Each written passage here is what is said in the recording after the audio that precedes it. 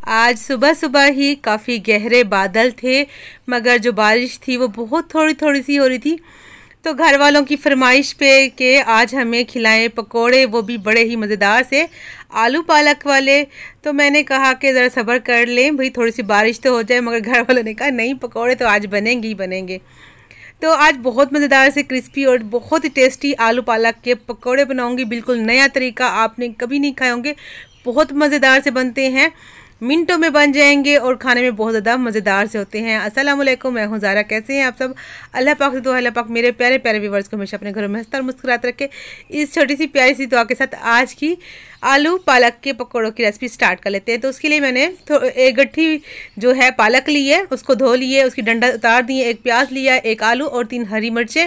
बाकी की चीज़ें मैं साथ साथ आपको बताती चलूँगी। आलू को छील लिया था, छीलने के बाद मैंने धो लिया था। धोने के बाद अब आपने कद्दूकश ले लेना है। इसको कद्दूकश कर लेंगे। जब आप कद्दूकश करके पकोड़े बनाएंगे, यकीन माने बहुत बहुत मज़े के बनते हैं। आप चाहें तो इसको छुरी से भी बारीक इस तरह लंबा लंबा काट सकते हैं। और इसको अब कद्दूकश कर लेती हूँ, फिर मैं आपको दिखाती हूँ। तो यहाँ पर माशाल्लाह से सारे ही मैंने जो है एक ही आलू था, उसको कद्दूकश कर लिया है। मैंने यहाँ पर एक ही आलू लिया। आप जितनी बनाएं, मतलब जितना आपने पकौड़े बनाना चाहे आप उतना ही ले सकते हैं। प्याज जो छोटे साइज़ का दिखाया था ना, उसको मैंने जो है कट कर लिया है लंबा लंबा लच्छे में। और जी मैंने यहाँ पर जो पालक थी वो उसको भी रफली सा से कट कर लिया है। तो अब यहाँ पर जो लाल वाली फ्रेश मिर्च होती है उसको मैंने बारीक काट लिया है, आधी डालूंगी, काफ़ी तेज़ लग रही थी। और यहाँ पर मेरे पास जो 2 हरी मिर्चें थी, इनका बारीक काटा है, आधी इसमें डाल दूंगी क्योंकि छोटे बच्चे हैं, उन्होंने भी खाना है, फिर मिर्चें बहुत तेज़ ना हो जाएं। तो आधा छोटा चम्मच नमक डालना है इसमें। नमक आप अपने हिसाब से जो है अपने टेस्ट के मुताबिक सेट कर लीजिएगा। नमक इसमें सब्जियों पे इसीलिए डाला है ताकि जो सब्जियां हैं जो है पानी छोड़ दें। जब सब्जियों के ऊपर आप नमक डालते हैं तो जो आलू है, पालक है या जो प्याज है, फ़ौरन से पानी छोड़ना स्टार्ट कर देते हैं और ये ढीले हो जाते हैं, जिससे कि हमारे पकोड़े बड़े मज़ेदार से बनते हैं। हमें एक्स्ट्रा पानी डालने की ज़रूरत नहीं पड़ेगी। हाथों की मदद से अच्छे से 2 मिनट मैं इसको अच्छे से मिक्स कर लूँगी। तो ये अच्छे से मिक्स हो चुके हैं। अब इसको ढककर 2 मिनट आपने छोड़ देना है। तो यहाँ पर 2 मिनट हो चुके हैं, सब्जियों ने भी अपना पानी छोड़ दिया है। अब इसमें पहले मसाले डाल लेते हैं। तो सबसे मसालों में सबसे पहले मैं इसमें डालूंगी, ये है जी अनारदाना। अनारदाना जो है पकोड़ों की जान होती है। आप एक दफ़ा लाजमी अनारदाना डाल कर देखिए, फिर आपको पता लगे कितने मज़े के पकोड़े बनते हैं। आधा चम्मच अनारदाना डाला है, 4 चुटकी जो है 4 पिंच मैंने अजवाइन डाली है, 1 छोटा चम्मच मैंने सूखा धनिया हाथों से क्रश करके वो डाला है। बहुत मज़ेदार से ये पकोड़े बनते हैं। जिस तरह मैं आपको बता रही हूँ वो सारी चीज़ें आप डालेंगे तो यकीन माने आपके पकोड़े जो है बाज़ार से भी ज़्यादा मज़ेदार से बनेंगे। आधा छोटा चम्मच सफ़ेद ज़ीरा, उसको भी मैंने हाथ से क्रश करके वो इसमें डाल देना है। ये देखें जी, सूखे मसाले डाल दिए, नमक हमने पहले डाल दिया था, अब सिर्फ हमने मिर्चें डालनी है। आधा छोटा चम्मच लाल मिर्चों का पाउडर और आधा चम्मच जो कुटी लाल मिर्च होती है ना, दरा मिर्च जिसको हम चिली फ्लेक्स बोलते हैं, आधा चम्मच इस टाइम पे हम ये डाल देंगे। आप चाहें तो दोनों में से कोई एक मिर्च का इस्तेमाल कर सकते हैं या दोनों डाल सकते हैं, वो आपकी अपनी चॉइस है। जैसे नहीं होती तो बेशक ना डालें, कोई मसला नहीं है। बाकी अनारदाना आप लाजमी डाल के देखिएगा, पकौड़ों की जान होती है कसम से, बहुत मज़ेदार बनते हैं।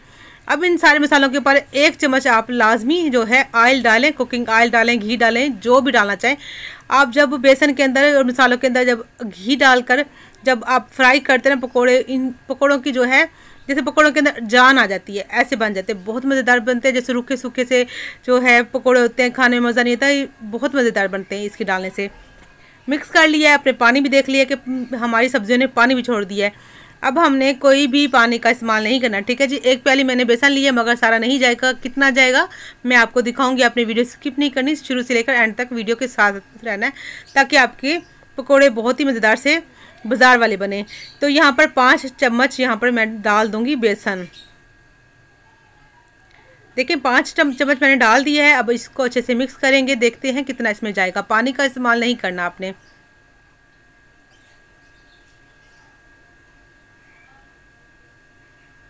अभी भी ये गीले लग रहे हैं तो इसमें मज़ीद डालेंगे। बेसन कितना जाएगा वो मैं आपको दिखाती हूँ। आपने बस उतना ही इसमें बेसन डालना है जितना कि इसको चिपक जाए। 1 चम्मच भर भर के, देखिए चम्मच आप देख सकते हैं, मैं जो टेबल स्पून है ना भर भर के डाल रही हूँ। ये देखें जी, बस काफ़ी ही लग रहा है और नहीं डालेंगे।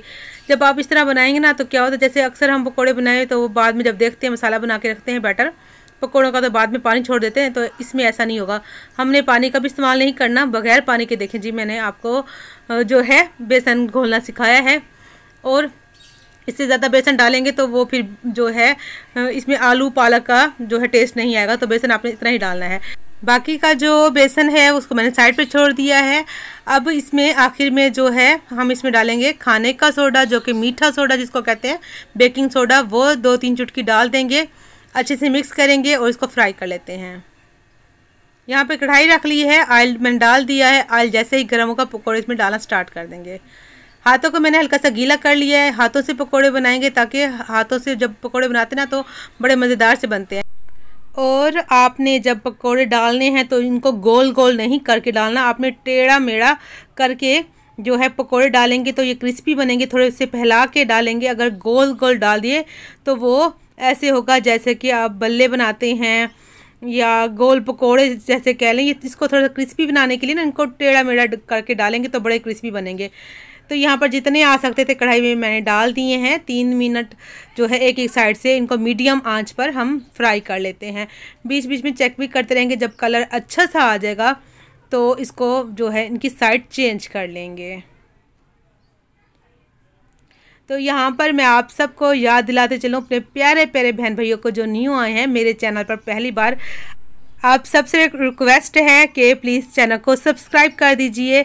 बेल आइकन के जो बटन होता है उसे भी प्रेस कीजिएगा ताकि वीडियो सबसे पहले आपको मिले।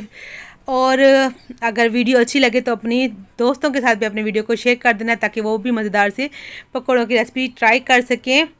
और वीडियो को लाइक भी कर दीजिएगा प्यारा, और कमेंट भी कीजिएगा कि आपको पकौड़ों की रेसिपी कैसे लगी, या आपके घर में किस तरह पकौड़े बनाए जाते हैं, या आपके इलाके में बारिश हो रही है कि नहीं हो रही।